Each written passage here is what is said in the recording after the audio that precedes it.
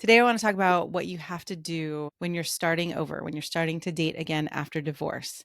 And this is from working for 20 years with people who are going through breakups, going through divorces, and starting over.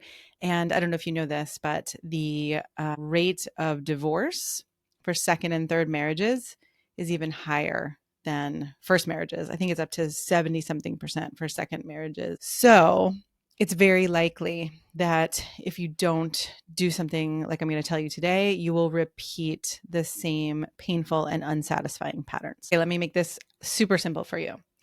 Eventually, it's great to write this down. Think about what has been unsatisfying for you in past relationships. What did not go well? What were you upset about? What was painful? Where did you feel hurt? What disappointed you? And then I want you to consider, what was your role in that experience or dynamic? Because until you actually know what your part was in it, you are completely disempowered. You will just walk into a new relationship and create that dynamic again. This took me a long time to see in many relationships, that the stronger person or the stronger part of the dynamic is much easier to see, right? So if you were in a relationship where someone was taking advantage of you, you will recreate that dynamic until you understand how you allowed that to happen. And this is a sensitive one, right? I don't want to say that you are responsible for abuse or any of that. But what I will say is, if you don't know what you were doing to allow that dynamic to happen or to even create that dynamic, you'll keep doing it over and over again.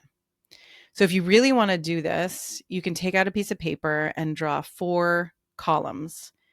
In the first column, you can list all of those things that you've been unsatisfied with. In the second column, next to each one, you write, what was your role? In the third column, what do you want now instead? And the fourth column, I often do this with my clients, is what's your next step? So in the example I used around someone speaking down to you or not treating you with respect, in the second column, you might put something like, I didn't speak up for myself. I couldn't find my voice. I was trying to be nice. And, I thought that being nice was the most important thing out of anything. So once you have those, then you start to look at, well, what do I want now? I want respectful communication. I want us to be able to talk through our conflicts. I want someone who's willing to lovingly say to me, hey, this isn't working for me, instead of attacking or shaming or blaming. So before you get into another relationship, you can do this while you're dating too, it's okay. But before you get into a really committed relationship, understand, what is my role in the dynamic that creates these painful patterns? And then we know how you can start to shift that. And awareness itself, for some people, is all it takes. And for others, it takes a little bit more time and energy to understand, what are the underlying dynamics? Why do I keep making this choice again and again? Or why do I keep taking this action again and again? A great next step for you is to look in the comments below. I have a quiz, what's keeping you from having the love you want.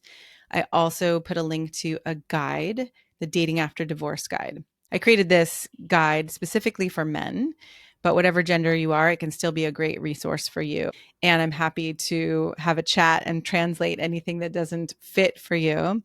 So start with the guide or the quiz, and I'm here for you if you want to talk any of this through. If you need more support, there's a link in each to book a time to book a chat with me. I believe you can have amazing love, and that it can get better and better over time, and that sometimes painfully so, it takes a breakup or divorce to have us realize what we've been missing or how we've been dishonoring or abandoning ourselves. And so, as painful as it is, you are actually in an amazing opportunity right now to create the foundation of a new relationship that lasts, and one where you don't have to lose yourself in the midst of that relationship to make it last. So reach out if you need me, and I hope this was helpful.